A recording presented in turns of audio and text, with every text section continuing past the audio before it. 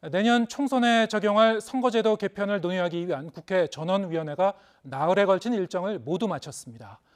의원 정수 축소와 비례대표제 확대 여부를 정당마다 의원마다 백가쟁명식의 여러 의견을 쏟아냈지만 선거를 어떻게 치르게 될지는 여전히 미지수입니다. 황윤태 기자의 보도입니다.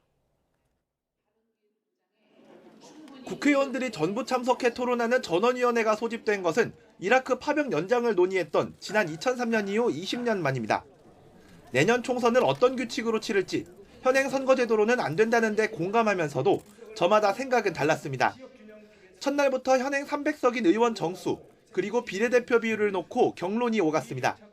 국민들의 뜻을 받들어서 먼저 국회의원 정수는 현행 300명 동결 내지는 축소되어야 하며 비례성을 강화하기 위해서는 지역구를 줄이거나 아니면 국회의원 정수를 늘려야 합니다.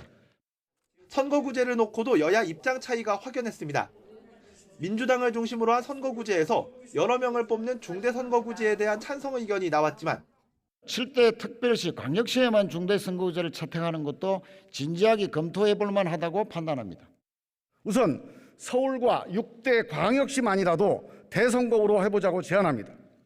여당에선 지역 소멸 우려 등을 들어 특히 농어촌이라도 소선거구제를 유지해야 한다는 발언이 많았습니다.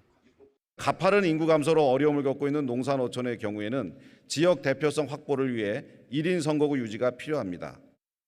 소선거구제의 강점이 훨씬 크기 때문에 전국 모두 현행 소선거구제 유지가 필요하며 그 방향이 맞다고 믿고 있습니다. 마지막 날엔 지난 총선 정치 양극화 원인이 된 위성정당을 불러온 준연동형 비례대표제에 대한 반성도 잇따랐고 당시 원내수석 부대표로서 큰 책임을 져야 할 사람입니다. 국민 여러분들께 사과드리겠습니다. 나흘간 토론으로 선거제를 논의하는 것이 실효성 있겠느냐는 지적도 나왔습니다. 합치된 의견이 나온다는 것은 현실적으로 굉장히 어려운 것 같습니다. 첫날 200명 넘는 의원들이 자리를 채웠다가 시간이 갈수록 빈자리가 늘어나는 모습은 눈살을 찌푸리게 했습니다. 다음번엔 출마하지 마십시오. 지금 자리에도 안 계십니다.